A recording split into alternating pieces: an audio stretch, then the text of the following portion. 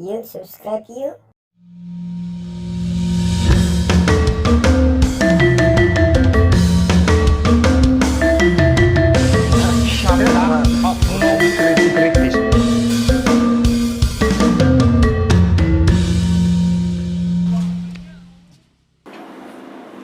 Assalamualaikum warahmatullahi wabarakatuh. Hari ini hari yang sangat luar biasa. Om hari ini kedatangan orang-orang hebat dari penjuru Bandung Raya. Ini ada wajah-wajah familiar yang sudah tampil di beberapa episode kita, dan yang di tengah ini adalah sohib dari masa kuliah kita ya. Asik, luar biasa. Sengaja diundang ke sini. Boleh perkenalkan diri sendiri saja. Ya, nama Wahyu Hidayat, panggil aja Wahyu. Kesibukan sekarang jurnalis, harusnya di Jakarta tapi lagi WFH udah bulan ke-7. Rencananya mau WFH selamanya ya, kata kantor tuh. Katanya buat efisiensi biaya juga. Sesi biaya. Ya, kesibukan di luar itu paling ngamatin medsos ya. Ngamatin medsos, kadang bully orang juga. Bully orang, oke. Selain bully orang, kesibukannya juga buzzer nggak? Sambilan lah, biar dapat duit pak. Saya justru nggak ngebahas, tapi nggak analisis pergerakan buzzernya itu. Menarik nih. Jadi setelah dianalisis nanti datanya dikumpulkan, Bapak masuk istana gitu ya. Ada apa? Menarik juga itu menarik. Ya. Ya Pak ya, gitu ya. Sebelah kiri saya juga ada Bapak Dano. Yap. Lebih senang diperkenalkan dengan Bapak Dano karena kalau danau katanya terlalu luas. Jadi Dano saja ya Pak. Bapak Dano kesibukannya sehari-hari sebagai Saya mengajar di SMK 2 Bandung. SMK 2. Oke, mengajar sebagai Bapak guru. Yap. Negeri ya Pak? Negeri. Oke. Negeri. Plat merah ya? Bagus. Satu-satunya plat merah, kita korek-korek. Mudah-mudahan Bapak tidak ada sensor-sensor khusus nanti menyebabkan plat merah Bapak terganggu ya? Enggak sih, saya ngomong sembarangan aja. Sembarangan aja, oke. Eksplisit konten. Eksplisit konten nih. Kita nanti dikasih tanda bahwa sini memang orang-orangnya sembarangan. Jadi bukan hanya eksplisit tapi sembarangan kita ini. Ya. Sebelah kanan saya ada sahabat kita yang pernah muncul di episode 3 ya. Episode 3. Sudah keluar? Belum. Oh iya. Ya sudah lah. Ini kan episode 3. Oke. Ya udah lah, ini kan episode ke nggak tahu nih rencananya berapa. Ya, Tergantung editor lah ya. siap. Bapak Januar. Oke. Halo, nama saya Januar. Saya Ya. pengajar bahasa Jepang. Ya, ngajar bahasa Jepang di Indonesia. Di Indonesia. Dan ngajar bahasa Indonesia Di luar negeri. Ngajar bahasa Indonesia di luar negeri. Jadi Bapak ini marok sebenarnya. Baru. Antara bahasa Jepangnya udah saya off-kan dulu sebentar. Oh, di off kan dulu. Iya. Jadi sekarang ngajar di universitas apa itu di Jepang? Di Jepang ada salah satu universitas swasta di Tokyo, tapi agak ke gunung dikit. Ya, ngajar bahasa Indonesia untuk mata kuliah pilihan. Mata kuliah pilihan. Sama mata kuliah pilihan tapi wajib. Sebentar. Yang masuk. Wajib ya? Gimana? Sebentar kan? Ya, mata kuliahnya pilihan bahasa. Nah, oke. bahasa ini ada 9 di kampus tersebut. Nah, Oke. salah satunya bahasa Indonesia tuh animonya paling banyak. Dan Indonesia teh wajib. Indonesia ini wajib karena mengikuti seminar sensei tertentu. Gitu. Kira-kira kenapa diwajibkan bahasa Indonesia? Karena ada profesornya yang suka sekali dengan orang Indonesia dan budaya Oke. Indonesia gitu. Jadi harus Bukan karena ingin 2 menjajah tahun. lagi kan ya? bukan. Kita yang menjajah nanti. Ya, harus kita yang menjajah. Harus kita yang menjajah. Menjajah dengan apa? Apa? Dengan laki-lakinya. Kacau. Katanya laki-laki Jepang kan tidak mau menafkahi perempuannya. Jadi kita laki-laki Indonesia tuh siap Harus. 2, 3, 4. Ayo lo. Sebagai informasi teman-teman di rumah, tiga bapak-bapak ini sudah berkeluarga semua dan sudah punya anak semua. Hanya saya yang masih solo karir. Sugan ya, bolehlah kita rencanakan ke depannya. Oke, jadi kali ini teman-teman, episode kali ini temanya adalah kita membicarakan tentang orang-orang Indonesia yang sebenarnya ini berprestasi ya. Orang-orang Indonesia ini nggak kalah hebatnya di luar negeri juga, berprestasi juga, banyak apa itu namanya, ide-ide, penemuan-penemuan, penghargaan-penghargaan di luar negeri. Tapi katanya, yang menarik nih, udah mulai tidak dihargai di Indonesia. Ada beberapa yang agak kesulitan bekerja di Indonesia.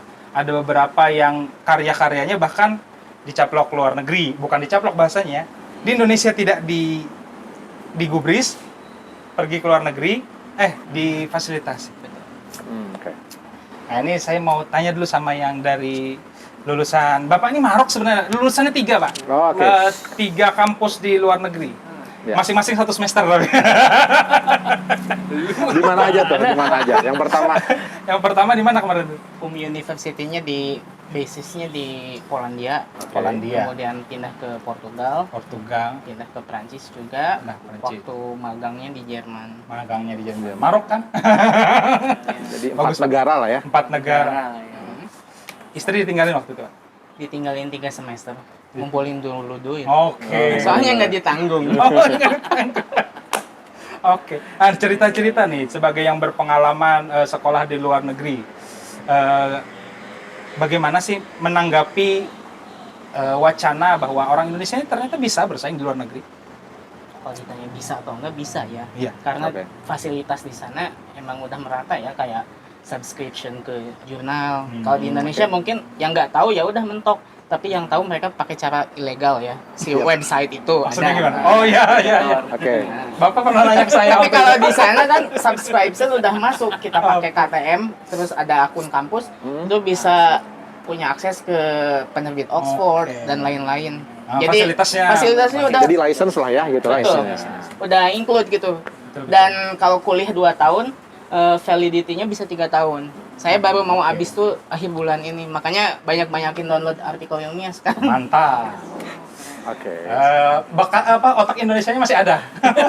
Mumpung, masih mumpung ya. aktif. Bukan nyolong, mumpung ya. Saya juga sedang memanfaatkan fasilitas itu. Betul. Ternyata alhamdulillah di UI sudah ada. Alhamdulillah. Ya memang kelihatan cuma ada beberapa universitas, hitungan jari Indonesia. Hitungan jari. Dan katanya sih mengeluarkan biaya sangat mahal sampai Gede puluhan banget, M. gede banget serius. Lalu- Karena di itu dimonopoli sama Betul, tetet. S. Dimonopoli sama itu. Iya, Oke. iya. Tapi memang pada satu masa gitu ya, pada satu tanggal pada satu masa datang SMS cinta ke mahasiswa UI. Tolong dipakai fasilitasnya. Ternyata fasilitasnya ada, tetap nggak. Sensor. Oke. Bagi mahasiswa UI, tolong banyak-banyak mendownload lah. Karena dihimbau, ternyata downloadnya masih kecil dibanding dengan harga sekian puluh M. Tenang aja Pak, saya download Pak, banyak Pak. Bahkan saya bagi-bagi. Untuk artikel saya. Begitu. Dari segi research grant juga di sana banyak banget ya. Bahkan nggak terbatas ke, kalau di Indonesia tuh saya lihat dominannya ke STEM ya. No, step. Oke. Science tech pasti. Sementara kayak saya sosial humaniora itu anak tiri lah. Kalau di Eropa bisa dibilang ya hampir 50-50. Masih anak tiri Banyak. ya. Maksudnya Asal- mungkin karena di sana sudah keilmuannya sudah sangat setara gitu. Kalau di sini kan kesannya tuh anak IPA lebih unggul daripada anak IPS lah. Itu tuh ditanamkan dari kita sejak kecil. Itu mungkin yang ya. pertama. Yang kedua, STEM lebih dianggap bisa berkontribusi memajukan negara. Oke, I see. Jadi materi ya, fokusnya material ya. Kalau menciptakan sesuatu, sedangkan kita kan nggak menciptakan sesuatu. Iya, Kita. nggak kelihatan penelitian kita bahasa apa coba atau budaya. Betul. Kalau penelitian anak teknik, anak apa kelihatan kan? Jadi. Padahal yang kemarin juga ristek hibah dari negara itu kebanyakan memang yang lebih banyak itu diporsikan untuk yang tadi Iya, itu STEM. Curhat ya Bapak ya. betul. Curhat sekali betul ini. Jadi Dan di bahasa ini harus diaplikasikan ke apa gitu ya. Akhirnya bisa sih di dengan Cocokologi teman dikit ya. diaplikasikan, iya, dengan Cocokologi. mitigasi kebencanaan misalkan dan sebagainya. Mitigasi bencana. Ya, waktu itu saya juga sempat bingung waktu dikeluarkan oleh dari negara gitu. Salah satu tema penelitiannya adalah mitigasi bencana. Iya. Gimana Masukin caranya? ke situ. Bahasa, Masuk untungnya. bahasa Iya. atau ya kita lah bahasa. Gitu. Nyari irisannya. Sosial, itu Irisan susah iya, ya. nyari Dari irisan, betul. Sosial yang begitu. Nah kalau Bapak nih sekarang kan mengajar, Iya. pernah beberapa kali mengajar di luar negeri juga. Pernah dengar gak sih tentang kehebatan orang-orang Indonesia di luar negeri? Ya sering malah Menjadi sejak SMA tuh jadi perhatian. perhatian gitu bahwasanya orang Indonesia tuh ternyata bisa hebat ya di luar negeri gitu kan. Yang saya biasa terapkan ke anak-anak mahasiswa saya, kenapa orang Indonesia bisa hebat? Di antaranya adalah satu adalah mentalitasnya gitu. Kita tidak pernah kalah dengan apa sih sedikit bullying di sekolah dan sebagainya. Nggak tahu kalau anak sekarang ya, zaman dulu kan enggak ya, susah banget. Jadi ketika terpisah dari keluarga dan lain sebagainya tuh kuat banget gitu. Survive-nya kesintasan bahasa Indonesianya itu kuat banget. Nah, ya survive-nya tuh kuat banget gitu. Bahkan ketika saya pertama kali keluar pun alhamdulillah tidak pernah merasakan homesick gitu karena kan ada internet, kemudian bisa gaul dengan orang-orang di sekitar gitu. Kira-kira Dan sebagainya. faktor sebagai pengajar SMP dan sekarang mengajar SMA, faktor yang menyebabkan kita itu kuat itu ada nggak sih di sekolah atau secara tidak sengaja diajarkan? Sebetulnya itu plus minus sih. Begini, kita tuh anak-anaknya terutama saya sendiri melihat mungkin teman-teman yang mengajar pendidikan orang dewasa ya. Tapi kalau yang dari SMP itu anak-anak tuh dijejali dengan banyak materi. Menurut saya itu bagi saya terlalu padat gitu. Terlalu padat. Tapi Sangat terlalu di padat. sisi lain mereka bisa survive. ya Tapi kan? di sisi lain anehnya tuh mereka survive gitu dengan segala macam cara yang mereka gunakan, entah itu dalam cara yang legal atau ilegal, contek lah apa dan segala macam, dan mereka survive. Itu yang terbiasa ketika mereka datang juga ke SMA atau SMK gitu yang lebih tinggi, hal itu sudah terlatih. Jadi anak Indonesia itu sebetulnya menurut saya tidak hanya secara kinestetik multitasking, tapi otaknya juga multitasking menurut saya gitu. Tapi minusnya setelah itu kita tuh kadang-kadang tidak pernah fokus akan segala sesuatu. Kalau kita Itu menanyakan sih, kepada orang Indonesia, contoh ya anak saya yang sudah lulus nih, saya mengajar SMK. Kamu kerja di mana? Oh, saya kerja di perusahaan ini. Contoh, saya mengajar multimedia sama animasi. Kamu kerja di mana? Saya mengerjakan ini. Terus selain itu, saya selalu bertanya seperti itu. Karena biasanya orang Indonesia akan lebih dari satu pekerjaan. Selain itu, saya kalau malam sering ngerjain animasi Pak di perusahaan ini juga, tapi lepas. Terus weekend ngerjain lain lagi. Dan Senin juga melakukan masuk kantor lagi. Dari hal itu tuh sudah sangat terbiasa. Menurut saya orang Indonesia sudah terbiasa dari kecil mengerjakan banyak tugas gitu ya. terbiasa susah maksudnya. Terbiasa susah.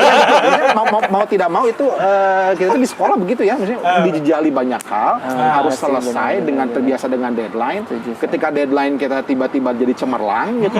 Hal itu tuh dididik gitu dari mau tidak mau gitu ya, seperti itu. Dan dia gurunya juga begitu. Gurunya juga begitu. Begitu, iya. Senin sampai Jumat jadi guru, Iya. Sabtu Minggu Bapak. gitu. Sampai di Saya sela sudah mau ke saya. di sela-sela Senin sampai Jumat itu, ya saya juga misalnya mengerjakan kalau ada translating gitu ya, besok ke saya gitu. Dan itu tuh dilakukan oleh hampir semua guru tuh tidak memiliki satu pekerjaan yang menurut saya begitu gitu lah. Nah itu dengar statement begitu, saya ingat cerita dia nih. Pernah waktu itu cerita bukan disindir ya sama profesornya. Kamu kok kerja tuh begitu banget, khas tipe Asia waktu itu kan? Cerita waktu itu. Jadi ada stereotip bahwa orang Asia tuh kelewat rajin. Saya beberapa kali dapat label itu. Rajin ya. Padahal orang tuh gitu. Padahal di internasional. Yang kayak Ketawa aja gitu nggak apa-apa, tuh ketawa aja. lebih ke orang Tiongkok, Jepang, Korea ya. Tapi mereka kayak ngelihat perawakan saya, ya udah lu sama Asia ya. Gitu juga. Waktu saya jawab, ya gimana ya? Sebetulnya kalau dicari alasannya apa atau apa, mungkin lebih ke personal saya. Saya emang lebih senang ngabisin waktu sendiri waktu itu ya. Di perpus atau di mana daripada gaul. Ya paling gaul sesekali kalau memang momennya cocok ya. Misal ada dinner bareng sama profesor baru ikut. Tapi kalau kayak orang yang lebih banyak social life-nya juga mereka kayak imbang ya, social life sama academic life-nya mereka imbang. Saya lebih mikirnya gini, kalau gua kuliah di luar ninggalin anak istri 1,5 tahun, masih mikirin sendiri kayak kebangetan gitu. Jadi motifnya bukan karena gua punya kebiasaan kayak gitu, tapi lebih ke sayang deh. Udah ninggalin anak istri tapi nggak dapet sesuatu yang lebih tuh kayak Oke, kita jeda dulu di jangan kemana-mana, kita sambung lagi ke episode part yang kedua ya.